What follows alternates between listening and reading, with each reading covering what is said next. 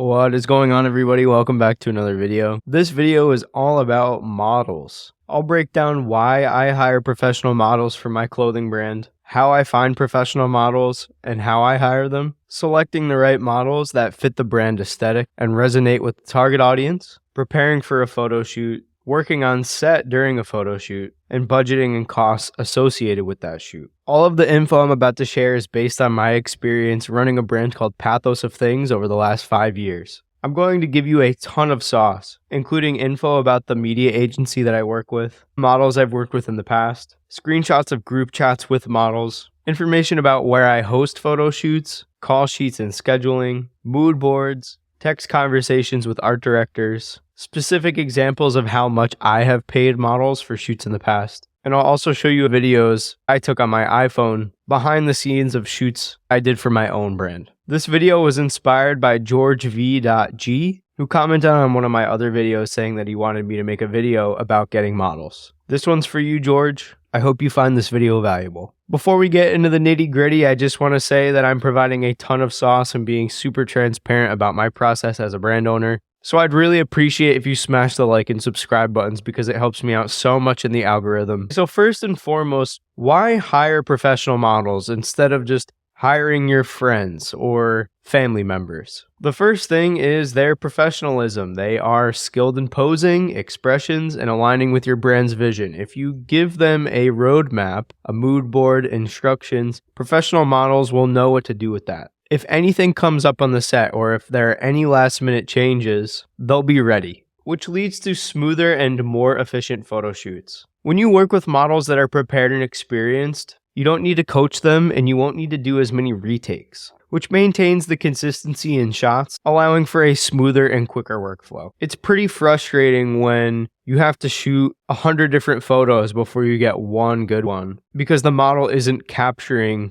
your vibe or vision. I find with amateur models, they tend to need way more coaching, which eats into the shoot time. This is particularly important if you only have a few hours to shoot or if you're hiring a model on a per hour basis. And the last reason why I hire professional models is because it elevates the brand image. Pro models will embody the lifestyle of the brand and target the audience's aspirations, what they want to be like, how they want to act, what they want to look like, where they want to live, the people that they want to hang out with. All of those things can be represented via the models. At the end of the day, when you have pro models and everything looks really good and elevated, it reinforces the brand's credibility and overall enhances the appeal of the clothing, which is going to lead to higher conversion rates and more money. Okay, so we've decided that we're going to hire pro models, but how do we find and hire pro models? There are 3 main ways, and those 3 ways are agencies, online platforms, and social media. Booking models through agencies tends to be the most expensive. Booking models through social media could be the least expensive, but could also be way more expensive than anything else,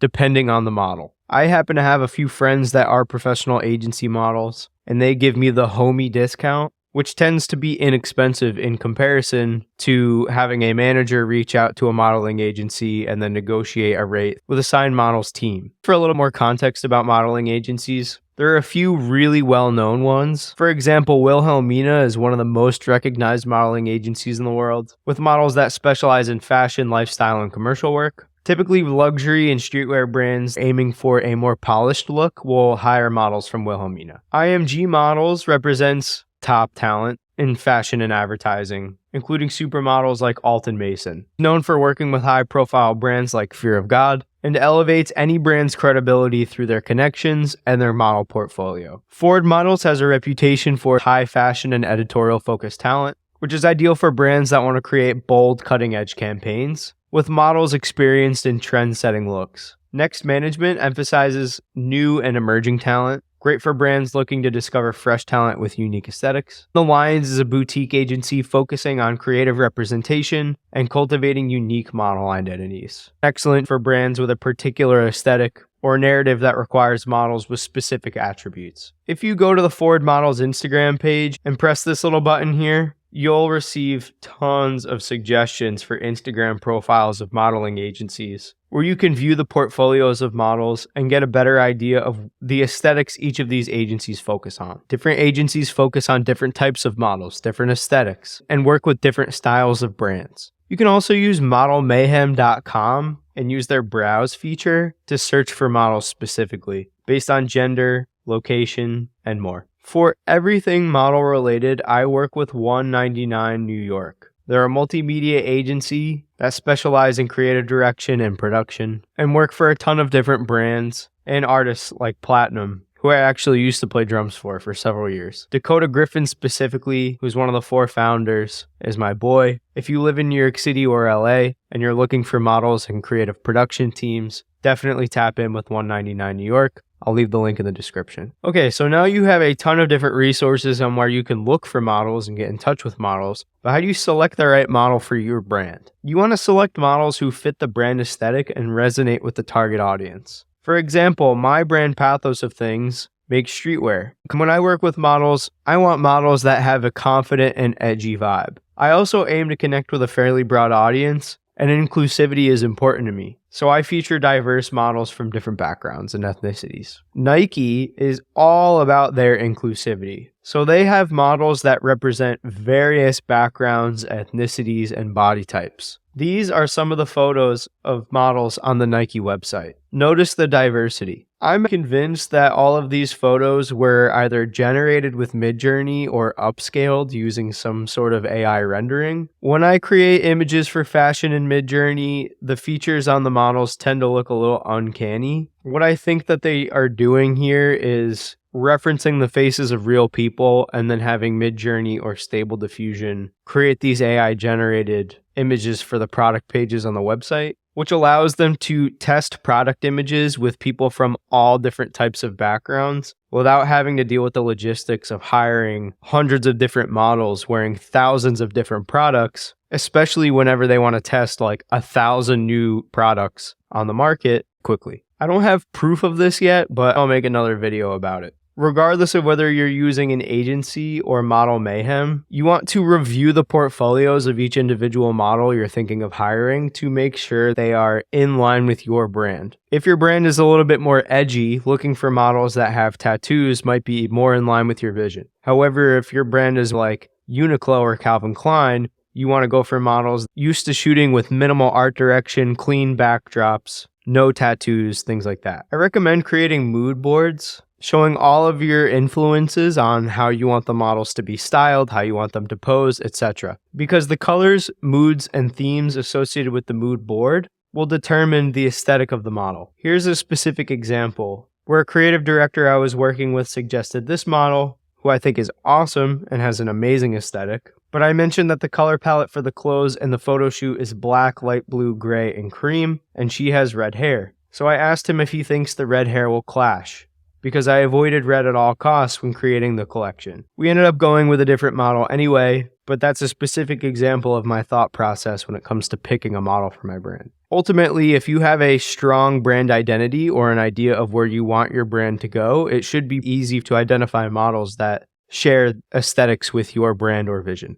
Okay, so let's say you find a model you really like and you want to hire them. Let's talk about how much it's going to cost to hire them, what their rates are, and how you would negotiate working with them. So professional models often charge hourly or day rates depending on the size of the project. A seasoned agency model might charge $200 to $500 per hour, while a newer model may charge closer to $100 or $200. If you're booking through an agency, expect an additional 10 to 20% added to the model's rate as the agency fee. There are also usage fees when images are intended for specific media or prolonged use, such as in print ads for a magazine or on a billboard. Here's a conversation I had with a creative director at a media agency where we were discussing the rates of two specific models. One model's rate was $1,000 for a half day, which included 5 hours, and the other model gave us a rate of $700 for 4 hours. I decided to go with the model that was $700 for 4 hours and negotiated a 50% deposit and the rest upon completion. This was for model number 1 on a shoot. Then for model number 2 on that shoot, I had to pay for usage rights, which allowed me to use photos and videos of that model for an extended period of past the initial couple months post-release.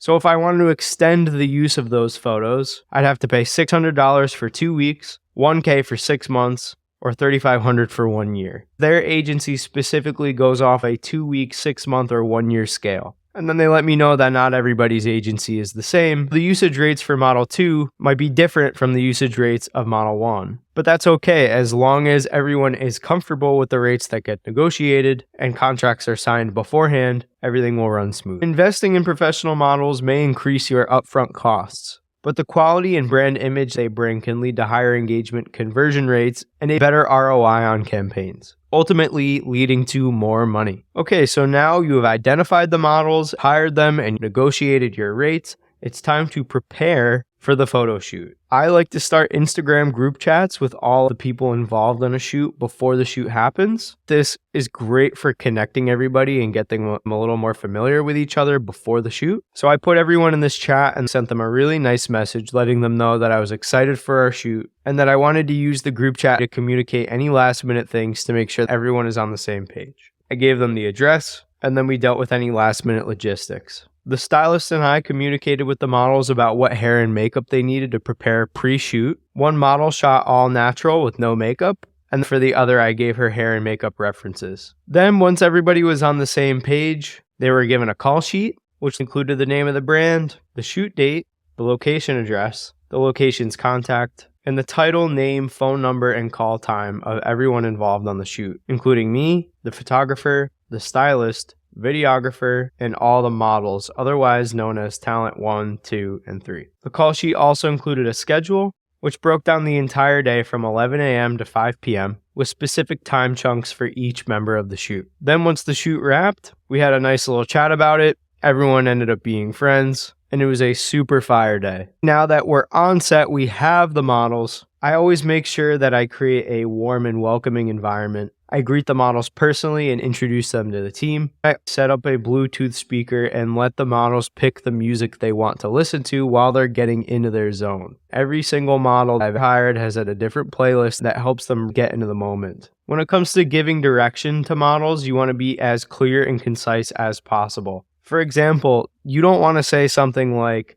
"Look natural." Instead of saying "look natural," you can say, "Give a soft smile and relax your shoulders." Or instead of saying "do something with your hands," you can say, "Place one hand in your pocket and the other loosely at your side." Instead of saying "show more energy," you can instead say "lean slightly forward and widen your eyes a bit," as if something exciting just happened. Do you see the difference here? One is vague and the other is specific. One is potentially confusing and the other is clear and concise. All right, so that's a crash course on why and how I hire models for my own brand based on my experience over the last 5 years. If you learned something new or found this valuable, please smash the like and subscribe buttons. If there's a topic you'd like me to cover in a future video, please leave a comment, and I'll see you in the next one.